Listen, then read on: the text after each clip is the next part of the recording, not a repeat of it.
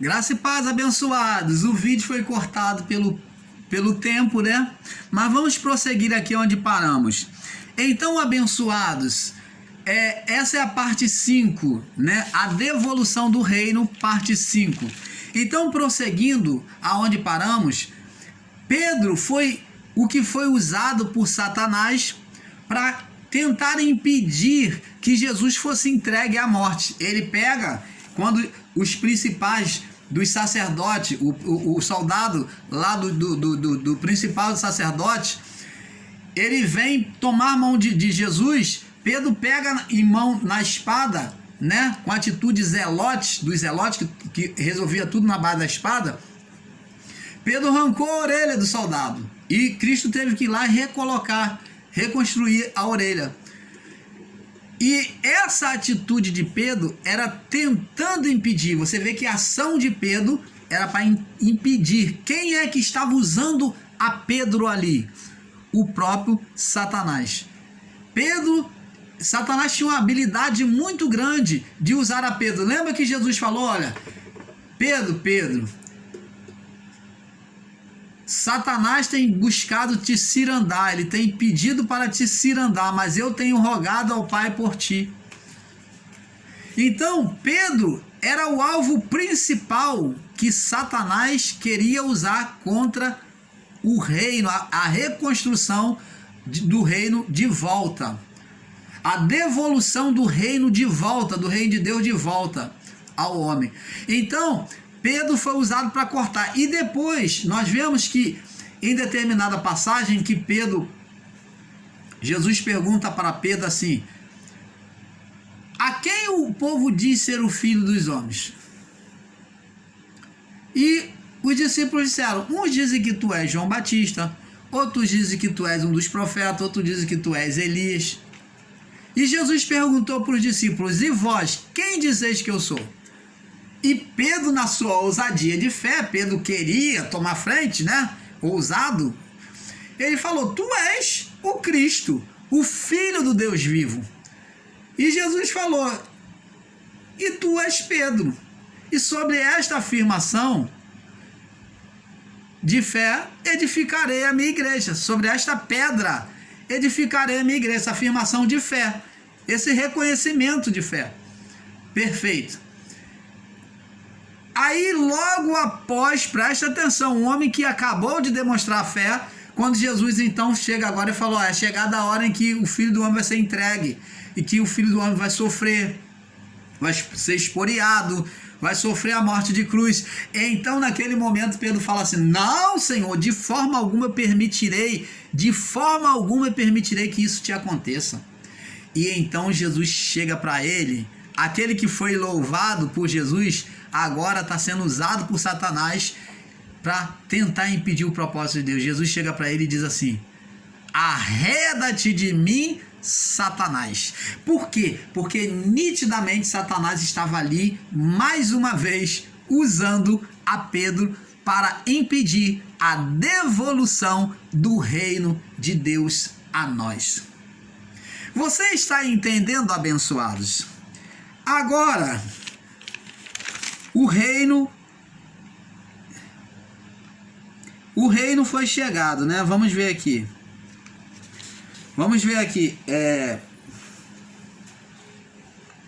O reino é chegado, né? O reino é chegado. Vamos aqui, que nós já estamos terminando.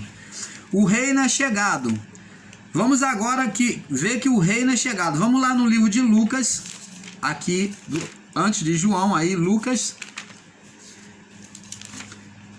No capítulo 17, no verso 20, diz assim: interrogado pelos fariseus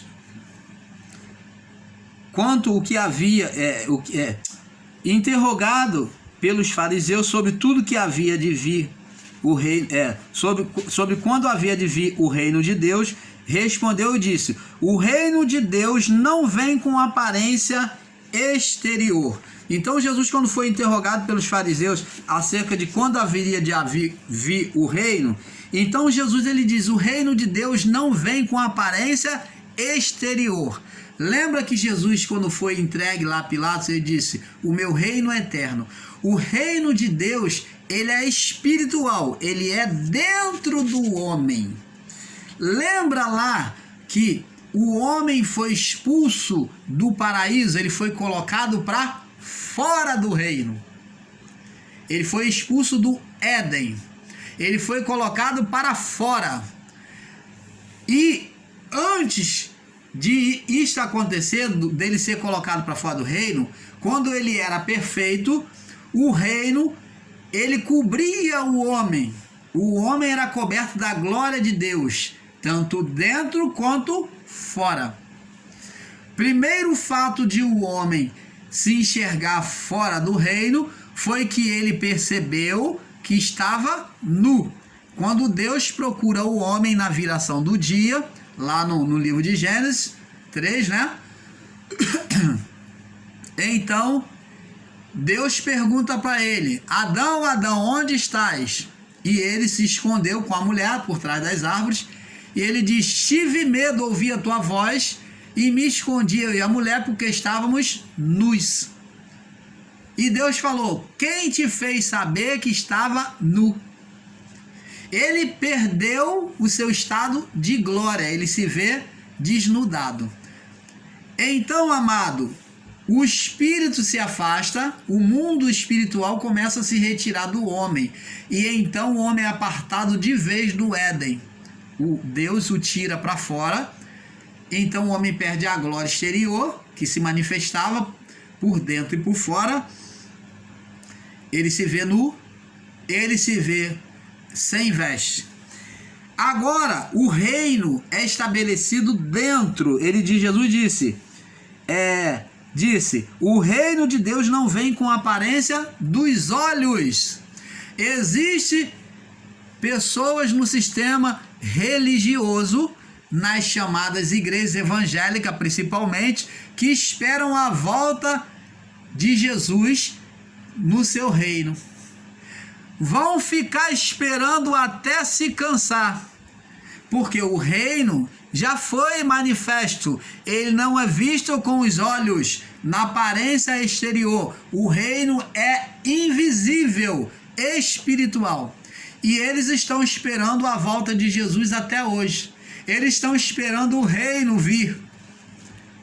Você está entendendo, amado? Então eles estão esperando, o sistema religioso, o mundo evangélico, vive esperando Jesus voltar, e o reino já veio.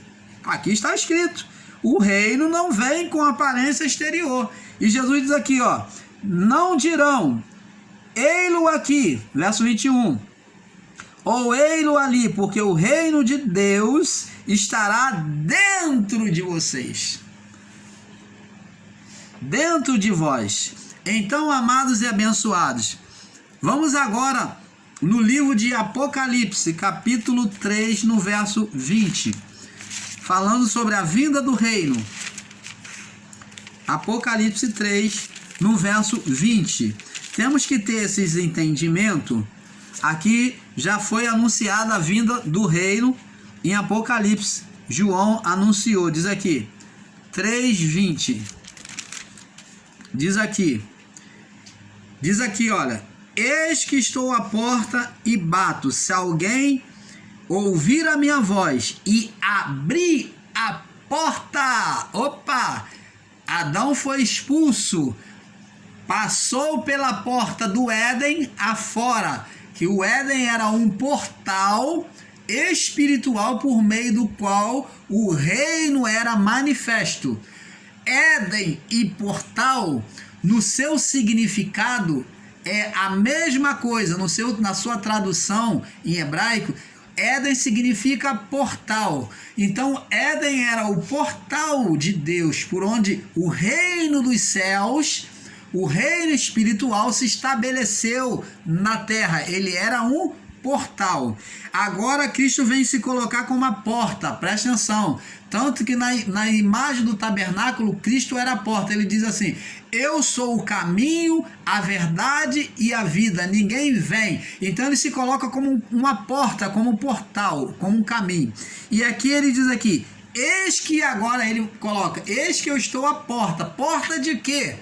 Do coração, do entendimento espiritual. Do coração espiritual. Eis que estou à porta e bato. Se alguém ouvir a minha voz e abrir a porta do quê? Do coração, do entendimento. Entrarei até ele e com ele cearei e ele comigo. Então agora está sendo anunciado uma ceia, um encontro, um banquete, aonde o rei vem se manifestar. Ele vem fazer um banquete, está anunciando o reino de Deus. Vocês estão entendendo, amado?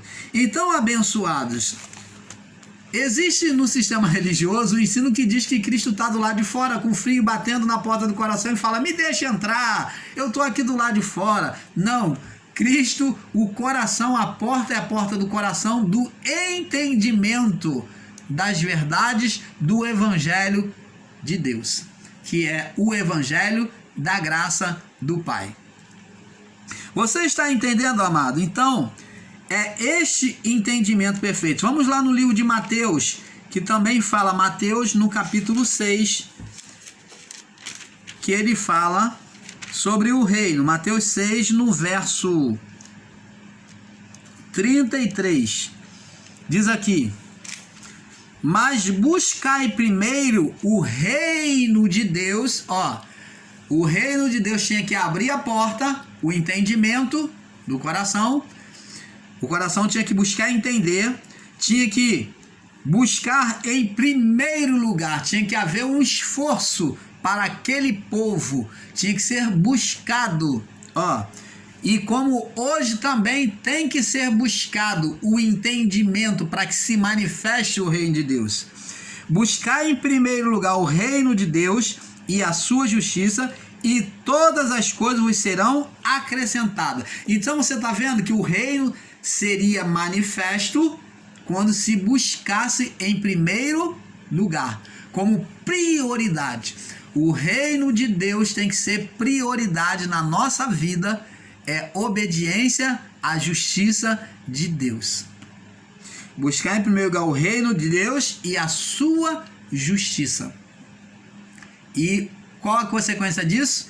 E todas as coisas vos serão acrescentadas. Então você não precisa se preocupar com as coisas desta vida, porque quando você busca satisfazer a Deus, saber a sua vontade, conhecê-lo, ele diz aqui, nesta palavra, em Mateus 16:33, que as necessidades desta vida serão acrescentadas àquele que busca obedecer à vontade do Pai. Você está entendendo, amado? Então, agora vamos para Mateus 4, já que estamos em Mateus 6, vamos para Mateus 4, testificando, né, a palavra. Mateus 4, no verso 11. Mateus 4, no verso 11, diz aqui, então o diabo o deixa. Ó, o diabo deixa o quê? A natureza da carne, o reino deste mundo. E eis que os anjos o serviram. Agora, quem é que vem servir a ele? Cumprindo a palavra de Mateus 6:33. Os anjos vêm se manifestar. O mundo espiritual vem servir aquele que se sujeita a Deus e não à natureza da carne, o reino da carne. Você está entendendo, amados? Canal Luzes da Graça, trazendo o perfeito entendimento ao seu coração, buscando mergulhar cada vez mais íntimo nas verdades do Pai. Então, abençoado, vamos prosseguindo para nós ir fechando este vídeo. Vamos lá, estamos chegando lá. Agora o reino não podia ser no exterior, porque o homem foi expulso do paraíso e Jesus disse que o reino não é visto com a aparência dos olhos, ele é dentro. Tem que abrir o coração, ele fala de abrir a porta. Eis que estou à porta e bato. Então tinha que haver sujeição a Deus. E então vamos lá agora no livro de Lucas. O reino não é no exterior. Lucas também testificando isto. Lucas no capítulo 17. Lucas 17. Lucas 17. No verso 20. Lucas 17, 20. Diz assim. Nós já lemos, né? Lucas 17, 20. E interrogado pelos fariseus quanto que havia, sobre o que havia de vir o reino, respondeu e disse: o reino de Deus não vem com aparência exterior, nem dirão, ei-lo ali ou ei-lo aqui, porque o reino de Deus estará dentro de vós. O reino é dentro, né? No Gênesis 3, 22 ao 24... o reino foi guardado do homem, nós já falamos, vamos aqui, Gênesis 3, 22 ao 24, diz aqui, e disse o Senhor Deus, eis que o homem é como um de nós, sabendo o bem e o mal, ora, para que não estenda a tua mão, e não tome da árvore da vida, e coma e viva eternamente, o Senhor, pois o lançou fora do jardim do Éden, do portal, para lavrar a terra do que fora tomado. E havendo lançado para fora o homem, pôs querubins no oriente do jardim do Éden, e uma espada inflamada que andava em redor para guardar o caminho da árvore da vida. Então o homem foi expulso, então o homem foi posto do lado de fora. Agora o reino, como Deus reprovou a carne, a vida do corpo, Deus viu fragilidade, sujeição, então Deus não usa esse negócio de dizer, preste atenção, você do sistema religioso, que você diz que o seu corpo, e muitas das vezes até o próprio irmão Paulo, a gente dá o deslize e acabamos comentando, né, que o nosso corpo é o templo do Espírito Santo. Isto não é verdade. O nosso corpo é templo de nós mesmos. O nosso corpo é templo de nós mesmos. O que é templo do Espírito é o espírito humano. O corpo não é templo do Espírito. O corpo foi templo. Hoje o corpo não é templo do Espírito. O corpo foi templo do Espírito porque aquele povo no passado, de Adão até o juízo, não tinha como Deus se manifestar por meio daquelas vidas, senão por meio da vida do corpo, daqueles que se submetiam. Porque na vida do corpo, Deus faria um sinal. Na vida do corpo, Deus faria um sinal. Quem é esse sinal? O Paráclito de Cristo, o selo de Deus, que é o Espírito Santo. A circuncisão no passado, a circuncisão espiritual feita de Cristo, de João até o juízo, foi uma circuncisão espiritual. Então foi por meio da vida do corpo, que era o templo do Espírito Santo. Por isso que a palavra diz, ou não sabeis que vós sois templo de Deus. Quem era templo? A vida do corpo. Mas hoje a vida do corpo não é templo. O que é templo de Deus é a vida do Espírito. Na vida do corpo, nós podemos cometer carnalidade. E também podemos obedecer a Deus. Você está entendendo, amado? Então, preste atenção. O homem, ele sai do seu estado espiritual para ser um estado carnal. Agora Deus vem colocar o espírito dentro do espírito humano. É por meio do espírito do homem que o Espírito de Deus habita. Você está entendendo, amado? E esse espírito que produziu a vida no corpo. Agora vamos prosseguir aqui, para não ficar muito emaranhado. Jesus agora faz uma comparação histórica, né? Uma comparação, sabe que é uma parábola histórica com as coisas desta vida, né? Ele usa uma parábola para comparar o reino. Vamos lá no livro de Mateus 22, do 10 ao 14. Mateus 22, do 10 até o 14. Diz aqui, Mateus 22, do 10 ao 14. Diz aqui: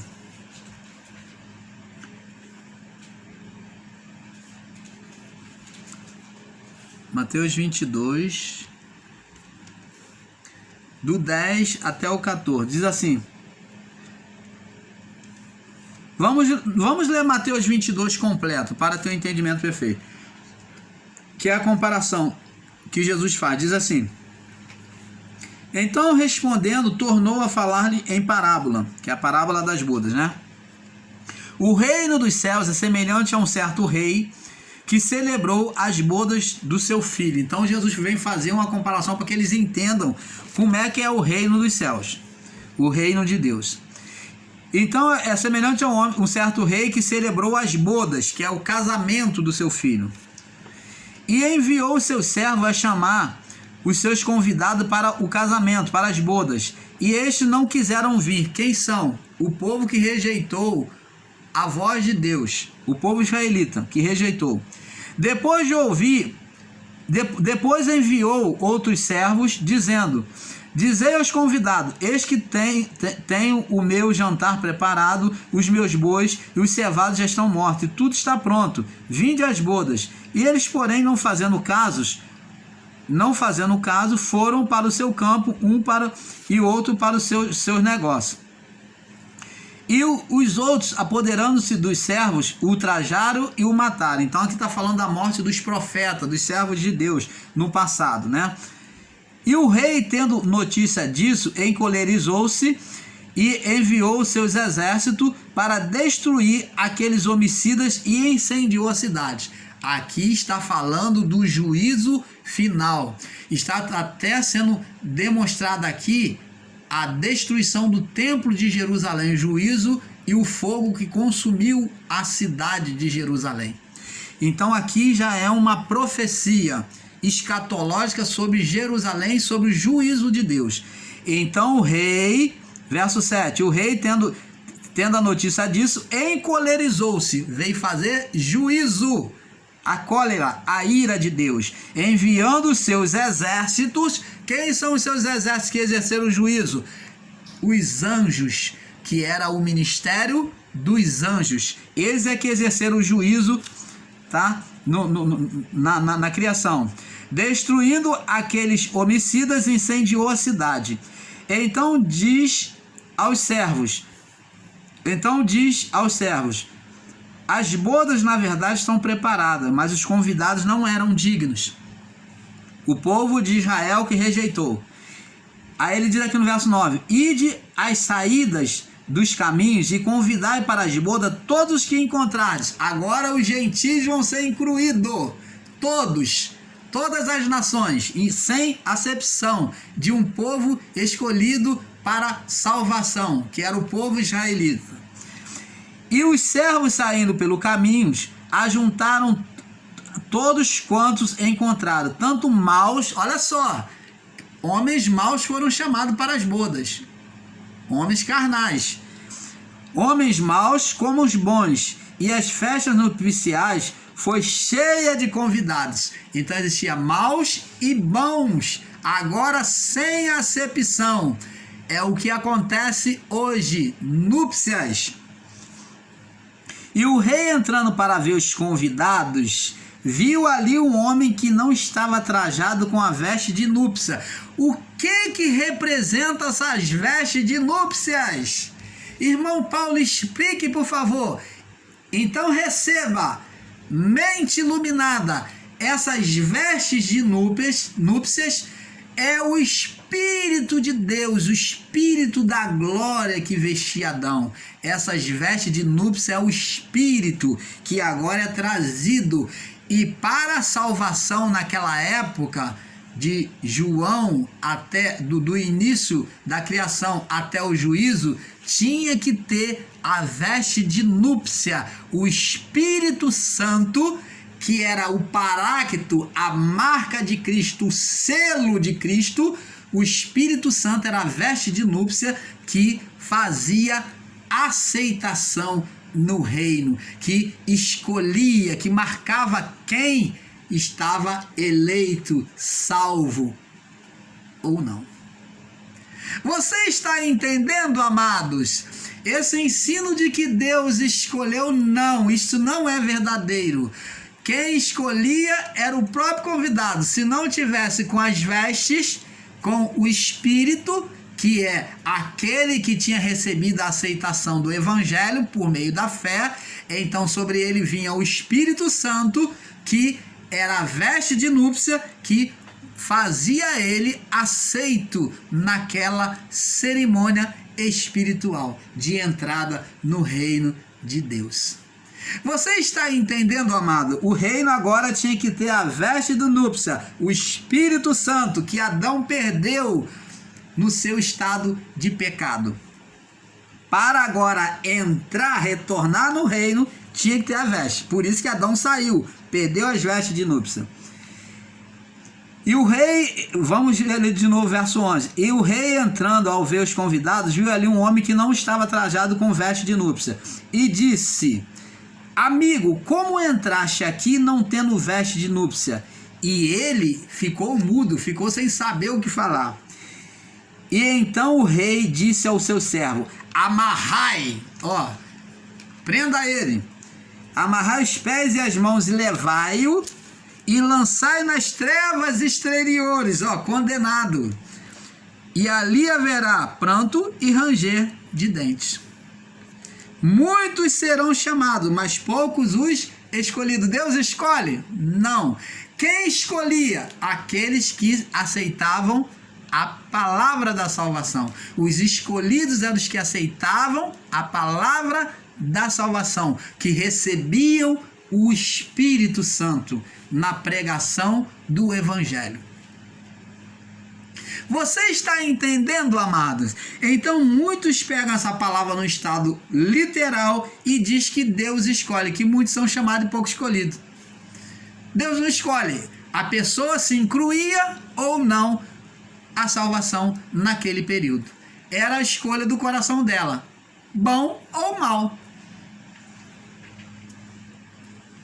Então, amado, vamos agora no livro de Lucas, que Lucas também descreve isso. Vamos lá, Lucas no capítulo 14. Lucas 14, ele descreve também sobre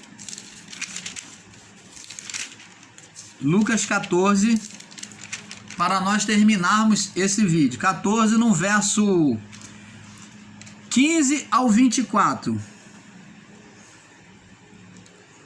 É a parábola dos convidados, que é a mesma parábola, a parábola das núpcias. Vamos ver agora o que Lucas diz assim. Lucas 14, 15 ao 24. Diz assim: e ouvindo isto, um dos que estavam com ele à mesa disse: bem-aventurado o que comer pão no reino de Deus. Porém, ele lhe disse: certo homem fez uma grande ceia e convidou a muitos. Isso aqui está falando de Deus, do governo de Cristo.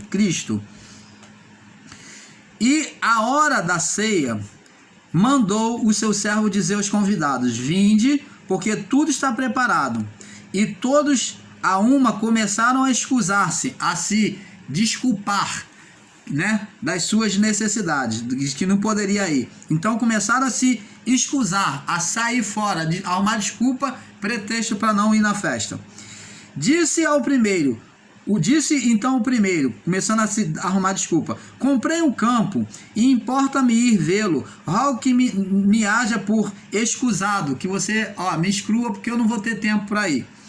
E o outro disse: comprei 5 juntas de boi e vou experimentá-los, rogo que me haja por escusado, que você me desculpa, mas não vou poder ir. E o outro disse: casei-me com a minha esposa, portanto não posso ir. E voltando aquele servo, anunciou essas coisas ao seu senhor. Então o pai de família, indignado, indignação é juízo, disse ao seu servo: sai depressa pelas ruas, bairros das cidades, e traze-me aqui os pobres, os que eram condenados, eram malditos pela sociedade naquela época. Os pobres, aleijados, os mancos e cegos, são tudo pessoas em estado de condenação, tá? E disse o servo: Senhor, feito está como mandaste, e há ainda lugar, ainda tem lugar sobrando. E disse o Senhor ao servo: sai pelos caminhos e valados e força a entrar para a minha casa, para que a minha casa se encha, porque eu vos digo que nenhum daqueles homens que foram convidados provará a minha ceia. Então está falando da repulsa do povo de Israel em desprezar a salvação de Deus. Então Deus agora vem chamar os condenados, aqueles que eles repulsavam, tinham como condenados, aonde a lei, condenava o manco, o coxo, o defeituoso, que era condenado mediante a cerimônia da lei. Então agora Deus manda chamar esses para a salvação. E isso está se referindo ao povo gentio, ao povo de outras nações, incluindo a salvação a todas as nações. Você está entendendo, amados? Agora o reino de Deus, que é espiritual, é aberto a todos, sem acepção de pessoas, sendo bom ou sendo maus. Você vê que não há acepção. Se a pessoa é carnal ou não, bom ou mal, no reino de Deus não há condenação, mas há aceitação. Todos são convidados. Agora, participar dele só vai participar os que se tiverem vestes nupciais. Os que tiver o Espírito, que ouvem a palavra de Deus. Os que ouvem, o Espírito reveste ele de veste de honra nupcial. O escárnio de Satanás. Vamos agora ver para fecharmos esse assunto. Satanás escarneja no seu império. No período de Cristo, ele escarneja de Jesus. Vamos ver aqui, João capítulo 19. Quando Jesus está na crucificação, para ser crucificado, ele escarneja de Jesus. Você vê aqui, João 19, do 1 ao 5, diz assim: e Pilatos,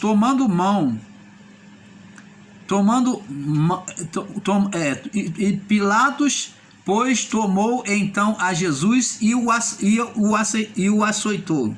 E os soldados, tecendo uma coroa de espinho, lhe puseram sobre a cabeça e lhe vestiram com roupa de púrpura. Botaram a coroa de espinho dizendo: você é o rei dos judeus? Então está aqui. Então ali nós vemos que Satanás, que reinava sobre o império deste mundo, ele escarnejou de Jesus. Você é o rei? Você agora está na minha mão. Então você é o rei? Então põe nele uma coroa de espinho. Ele levou o Pilatos a colocar uma coroa de espinho na cabeça de Jesus, vestiu com veste de honra, com veste de púrpura, e diziam ele, verso 3, salve, rei dos judeus, e davam-lhe bofetadas.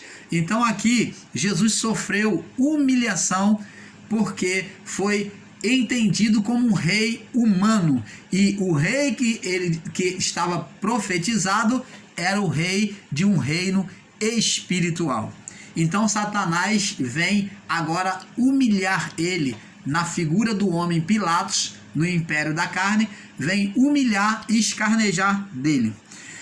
Vamos ainda também em João 19, 17, no verso 17. Vamos aqui no verso 17. Diz aqui: então a porteira disse Pedro: não és tu também um dos discípulos deste homem? E Pedro disse: não sou. Ora, estavam ali os servos e os servidores que tinham feitos brasas e se esquentavam, porque fazia frio naquela época. E com eles estava Pedro, aquentando-se também. O sumo sacerdote interrogou a Jesus acerca dos seus discípulos e da sua doutrina. Jesus lhe respondia: eu falei abertamente ao mundo, eu sempre ensinei na sinagoga e no templo, onde os judeus sempre se ajuntam, e em nada lhe disse em oculto. Então, por que me perguntas a mim? Pergunta aos que ouviram que é que eu lhe ensinei. Eis que eles sabem o que eu lhe tenho dito. E tendo dito isto, um dos sacerdotes, um dos servidores que ali estava, deu uma bofetada em Jesus, dizendo: assim que respondes ao sumo sacerdote?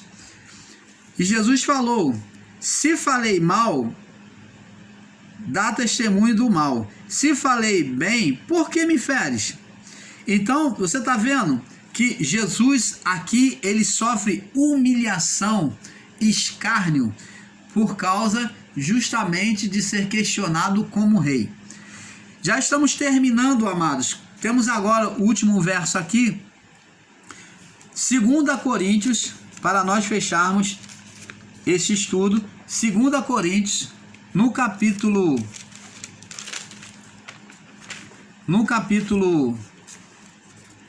11,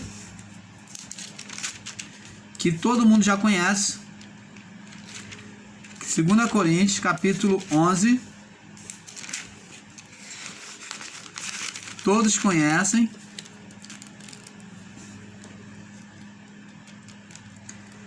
Segunda Coríntios do 11, capítulo 11, do verso 13 ao 15. E diz aqui: porque tais falsos apóstolos são obreiros fraudulentos, configurando-se em apóstolos de Cristo. Não é maravilha, porque o próprio Satanás se transfigura em anjo de luz. Preste atenção. A você que tem um entendimento equivocado, aqui está falando de Satanás usar anjos. A palavra anjo está falando de pregador do evangelho, como João diz, ao anjo da igreja de Tiatira. Anjo, a palavra anjo significa mensageiro, aquele que anuncia a mensagem do evangelho. Então, quando a palavra diz que Satanás se faz passar por anjos de luz, está dizendo que ele está usando pessoas para o que? Tentar impedir o propósito do reino de Deus. Então, ele se faz passar por anjo, ele usa a mente, o coração do homem, como Pedro foi usado para cortar a orelha de Malco, tentando impedir de Jesus ser preso e ser levado à cruz. Pedro, quando Jesus, antes disso acontecer, Jesus falou que iria sofrer morte de cruz, e Pedro falou: não, Senhor, de maneira alguma eu permitirei isso. Pedro estava sendo usado por Satanás, estava sendo um mensageiro de Satanás. Ele estava se fazendo, Satanás se fez passar por anjo de luz pelas palavras de Pedro, que parecia estar sendo certo, anunciando a palavra certa, mas estava sendo contrária à vontade do reino de Deus. Você está entendendo, amado? Então Satanás se faz passar por anjo de luz. E diz aqui: não é muito, verso 15, não é muito, porque os seus ministros, usados, ministros de quem? De Satanás, se transfigurem em ministro de justiça, se faça passar por ministro de justiça, que são os espíritos de anticristo, o espírito da religião de Israel naquela época, de Caifás, dos sacerdotes, dos fariseus, dos saduceus, os espíritos de ministros que se transfiguravam em anjos de luz, mas era o próprio Satanás que estavam ali dominando os ensinos do templo, distorcendo a lei de Deus. Então, abençoados, o império de Satanás no passado, ele sempre lutou para que o reino não fosse estabelecido, mas graças ao Pai que o reino está hoje dentro de nós. Porque ele não é visto com a aparência dos olhos, não direi ele ou ali, porque ele estará dentro de vós. Ele foi colocado no espírito do homem, é o Espírito Santo, espírito sobre espírito, espírito sobre espírito. Deus não habita em carne, porque a carne vai ser consumida. As obras da carne só são para esta vida. As obras da carne só servem para esta vida. Não serve para mais nada. As obras da carne só servem para esta vida. Não serve para mais nada. Então, abençoados, entenda. A morada de Deus é o espírito do homem. Esse negócio de dizer que o corpo do homem, como o próprio canal Luz da Graça em algumas vezes disse de forma equivocada que nós somos templo de Deus, nós somos sim, no espírito. Nós somos templo de Deus. Mas se alguém ensina para você dizendo que o seu corpo é templo de Deus, corpo não é templo. Deus não usa corpo para morada. Deus habita no espírito. O corpo é apenas um receptáculo da vida, do espírito humano. Mas o Espírito de Deus habita no espírito do homem. Porque se você ensinar que corpo é templo de Deus, falar, o meu corpo é o templo de Deus, vou cuidar do meu corpo porque o meu corpo é o templo de Deus. Não, você não deve cuidar do seu corpo porque o seu corpo é templo de Deus. Você deve cuidar do seu corpo para que seu corpo viva mais, para que o seu corpo seja um corpo asseado, saudável e viva mais, mas não porque ele é templo de Deus. O corpo físico não é templo de Deus. Deus não habita no corpo físico, ele habita no corpo espiritual, que está dentro deste corpo. Porque se você ensinar que seu corpo é templo de Deus, e quando seu corpo morrer, Deus ficou sem morada. Quando você morre, então, Deus ficou sem morada. Ele não tem onde morar. Mas o Espírito de Deus, o reino de Deus, habita no seu espírito. É ele que é a morada do Pai. Esse volta para Deus quando você morre. Você está entendendo, amados? Então, o canal Luzes da Graça fica por aqui neste assunto. Olha aí, vamos estar entrando agora com um novo tema agora. Qual é o valor do homem? Vamos falar sobre a vida do corpo. Você vai entender. Vamos falar sobre a vida do corpo. Qual é o valor do homem? Vamos estar falando no próximo vídeo. O vídeo já está pronto. Tá? Já está pronto para ser lançado. Então, amados, fique na paz. Vamos para o próximo vídeo. Qual é o valor do homem? E eu tenho certeza que no próximo vídeo você também vai ter um perfeito entendimento. A paz a todos.